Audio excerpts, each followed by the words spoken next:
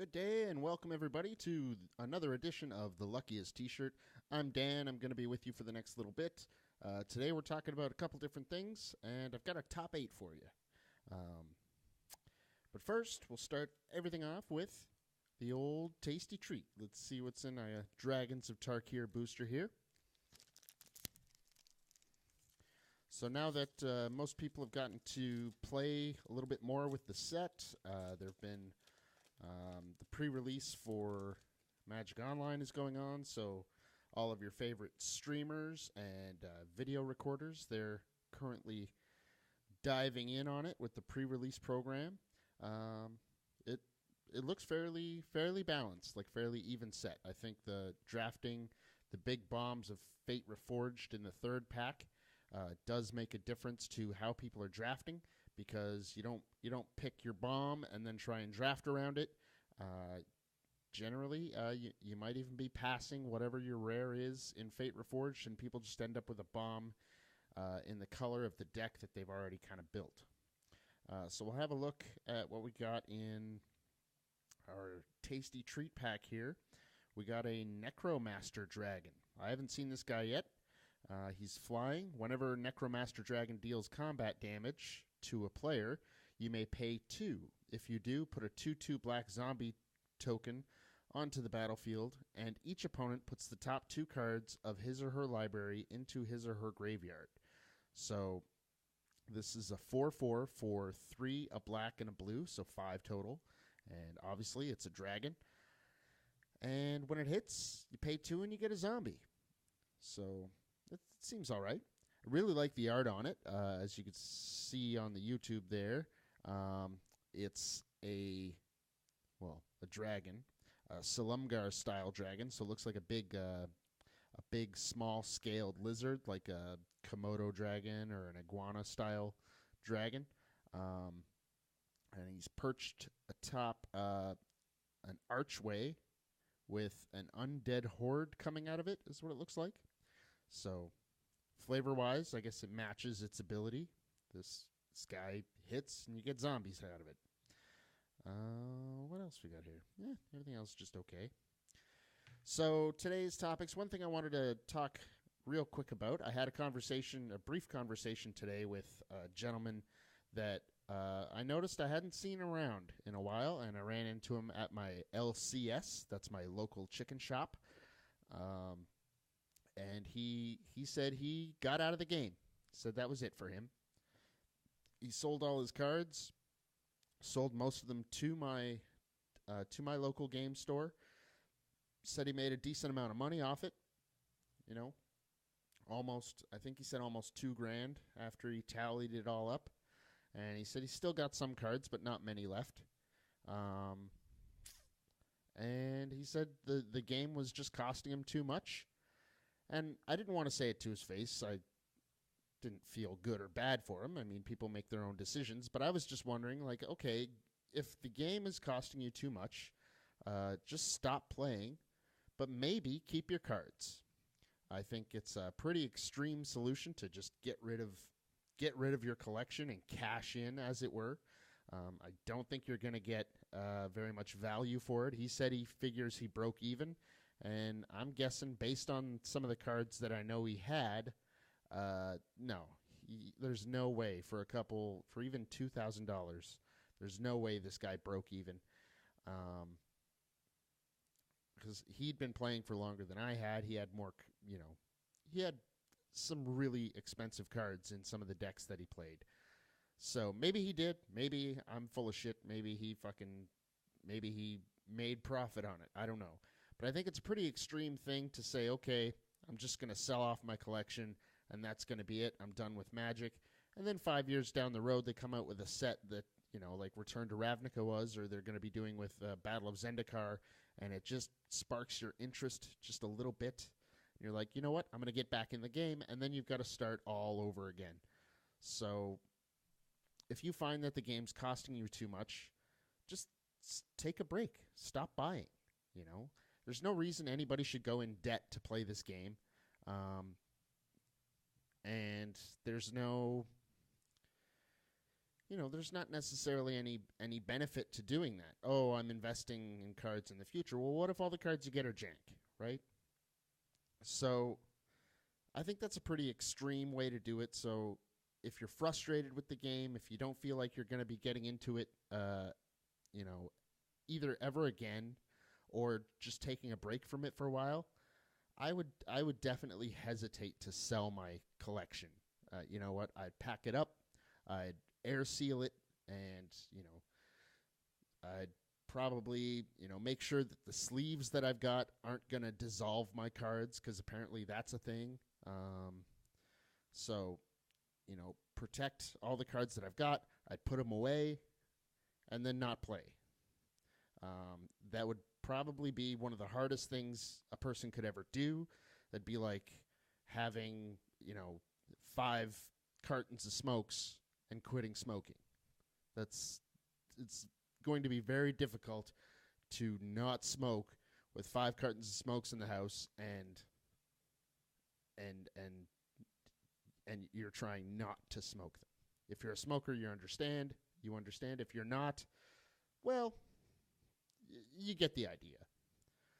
But that's what I would do. If I said, okay, that's it, Magic is enough for me, I'm stopping the podcast, I'm stopping the show, I'm not playing anymore, pack them all up, air seal them, stick them in a closet, at the back of the closet, make it very hard to get them out, and then revisit it in 2 weeks. Now, if 5 years from that time I'm still not playing, I haven't dug them out to have a game yet, okay, now I'm going to start considering selling them off to try and either make back some of the money that I spent, or go on vacation or whatever it is, right? But definitely, where I am right now, I have no intentions of quitting playing. But were I to one day just get sick of the game, just, okay, tooth and nail, that's enough, I'm not playing this broken game anymore, then that's what I would do. What would you do? Let me know. A couple housekeeping things. We're still a few members away from the next giveaway, and I'm telling you, I understand that it's strange to try and get more people to enter to reduce your chances of getting the prize, right? Because if there's only 60 members and I do the draw, and then you got a 1 in 60 chance, and if there's 100 members, your chance goes down. But here's the thing. I'm not doing the draw until we hit 100 members. And there's some sweet stuff going in there. Could be one of these little nice hats that I'm wearing. Could be t-shirt. There's definitely going to be some sleeves and some dice in there. It's going to be a sweet kit. So tell your friends, like, share, get them onto the Luckiest T-Shirt Facebook group, and we'll get that draw done. But only when I hit 100 members. So today I wanted to talk about a top 8, because market studies show that lists are popular on the internet. Just look at BuzzFeed or pretty much any post that a human being did not voluntarily put on Facebook, any post that a company or business collected, is a top X list. So this is my top 8 one drops for EDH. All right. Now this is my top 8. May not be your top 8. Play styles are different, but this is mine. So, and they're in I do have a number 1, but from 8 to 2, no discernible order.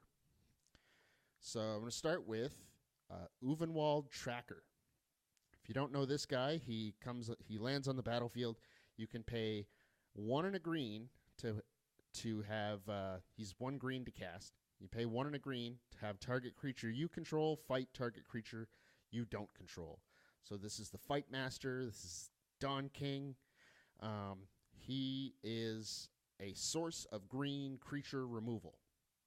Green can blow up enchantments, can blow up sometimes even lands.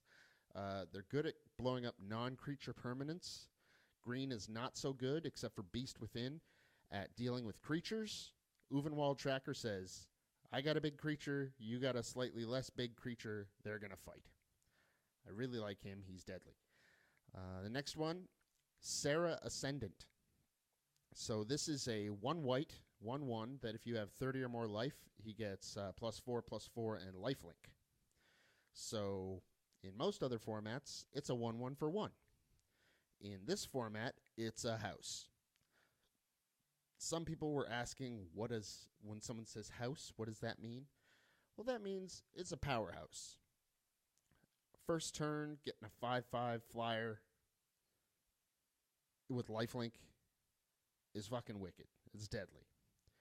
Maybe I have the numbers wrong on that. If I do, it will have shown up right here. Anyway, next up, Grim Lavamancer. It's a 1 red. You can pay 2 and a red and tap it to exile 2 cards from your graveyard and deal 2 damage to target creature or player. This is just a repeatable source of damage. Extremely useful. You're going to be casting spells anyway. You're going to be putting fetch lands in your graveyard. If you're a deck that isn't using your graveyard as a resource, well, this guy says, that's how I'm using it as a resource. Every card that goes in there essentially is going to be 1 damage, 2 at a time. Good little dude.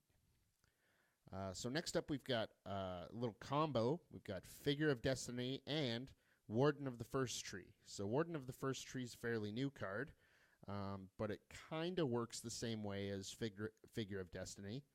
So they both start as 1/1s. Figure is hybrid mana, red and white. So that does limit which decks it can be put in, but it's still a really fun card because you can start paying mana into it to upgrade it and make it bigger, and eventually it becomes this 8/8 beast of a card that starts really knocking opponents' life totals down. Now, Warden of the First Tree works a little bit differently. So again, you pay mana to kind of go up its levels, but the last one you can pay over and over and over again to constantly keep adding counters to it. So there's really no limit on how big the Warden of the First Tree can get. But it's a really nice place to, like, in EDH, you can often end up with a bunch of mana and not much to do. So when you rip one of these guys off the top, you're at least going to get your 4/4 or your 5/5 or your 8/8. You're going to have something because you can sink that mana into him right away. Next up is more of a build around me card, but I really like him. He's 1 white for 1/2, and his name is Favored Hoplite. Now, he has Heroic. Whenever you target him with a spell, you put a +1/+1 counter on him and prevent all damage that would be dealt to him this turn. So why is that good? Well, it just is. When you land this on turn 1, and then you start putting enchantments on him and start targeting him with stuff and protecting him and keep swinging, people are going to be less inclined to block him.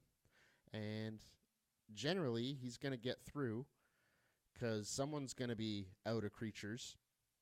And if you're playing against any red decks, well, their removal isn't very good for it because you can just cast something to target him and protect him.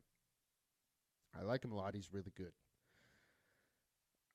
So next up, good old Deathrite Shaman. This is the 1 mana planeswalker who isn't a planeswalker. I'm sure he'll find his spark one day, but this guy does a lot of things. So he's a green or a black to play him, and he's a 1/2. Could just be a 1/1. The card is we'll see that in a second. So he has 3 abilities. You can tap him to exile a land from a graveyard and add 1 mana of any color to your pool. You can pay a black and tap him to exile an instant or sorcery from a graveyard and deal 2 damage, or target player loses 2 life, I should say. Or you can pay a green and tap him, exile a creature from a graveyard, and gain 2 life. So if this were a planeswalker with no ultimate ability, +1, maybe it'd go +1, gain 2 life, 0, add a mana to your mana pool, -1, opponent loses 2 life, right, for 1 mana.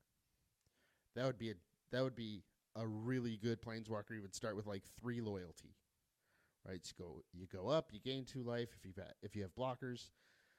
You go down and start draining them, and then up, down, up, down, up, down, up, down. Use the mana whenever, right? Next up, we've got Cosi's Trickster. And so this is 1 blue for a 1/1. And it says every time an opponent shuffles their library, put a +1/+1 counter on Cosi's Trickster. Why is this good? Well, because for the first, 4 or 5 turns of any EDH game, you can pretty much count on your opponents shuffling 3 to 5 times. So you got 3 or 4 opponents who are all using fetch lands, who are all casting ramp spells, who are all searching for that first thing that they need. So most games you're going to see a bunch of shuffles, and some games you're not. That happens. But there are going to be lots of games where by the time you get to swing for the first time with your Trickster, she's probably going to have 2 or 3 counters on it, especially if you got her down turn 1. Now, I agree, she's not the best to rip off the top late in the game. You're basically just going to have a 1/1 for 1 and maybe get a counter on it. But when you play her turn 1, if you just happen to go first, oh, so good. Living the dream. So my number 1 is actually a few cards, and these are Mana Dorks. So the number 1 actually being Birds of Paradise, because the birds tap for any color. They have no power, but they're flying. So it's not very often green gets a flyer for 1 mana, first of all. And the value on it's just good. Birds of Paradise is just awesome. But all of the Mana Dorks, Llanowar Elves, Elvish Mystic, Fyndhorn Elves, they all do the same thing. Turn 1, you put them down, and turn 2, you got 3 mana if you haven't ramped anything else, right? So having 3 mana turn 2 is very good. It's not quite Soul Ring, but we all know how stupid Soul Ring is. That's why it's in every deck. But it's a way to jump from 1 mana to 3 mana, and then get you to 4 mana turn 3. That can be very important. Well, I guess, yeah. But they're just super efficient. They do what you need. There's plenty of different kinds of functional different copies of them that do the same thing. So it really provides green with consistency, provides green with, chances are you're going to get one of these guys in your opening hand, because you can actually run 4 quote-unquote copies of Summon Creature Mana Dork in your EDH deck. There's probably a couple more, like there's Elves of the Deep Shadow, which taps for a black, but it deals 1 damage to you every time you do that. Well, you got 40 life.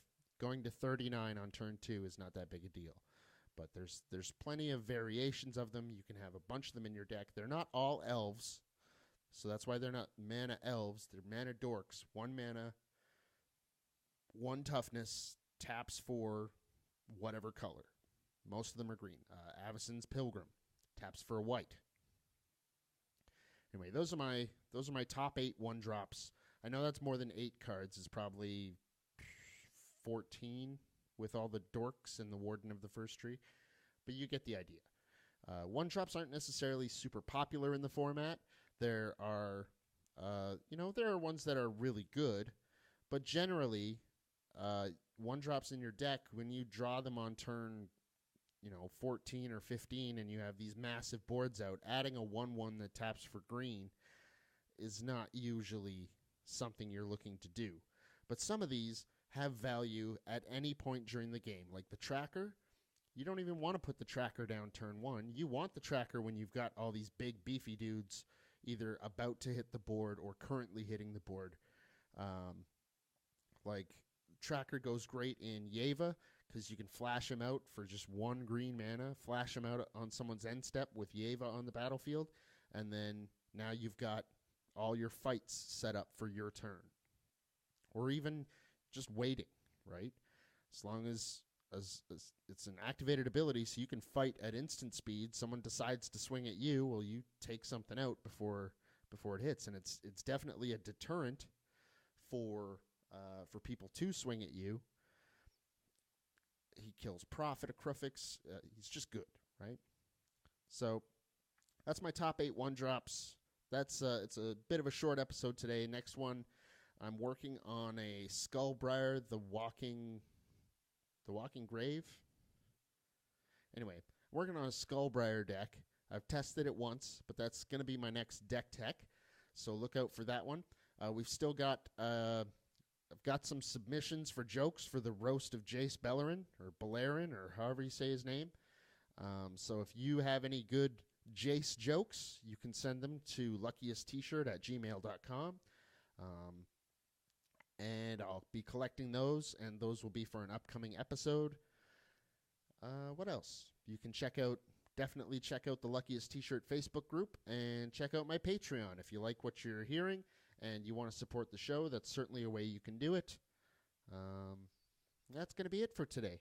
All right? So grab your 1-drops, try them out. Don't forget about them just because they seem underpowered. Some of them can do some absolutely awesome things. Just do a gatherer search for, converted mana cost 1 or less. Some of these guys, turn 1, they're amazing, and turn 10, they can still do some cool things. So don't forget about those 1-drops. Delver of Secrets, 1-drop, turns into a flyer, potentially, right? Just good. Getting in there, having a flying blocker, all those things. So don't forget about your 1-drops, and have fun with it.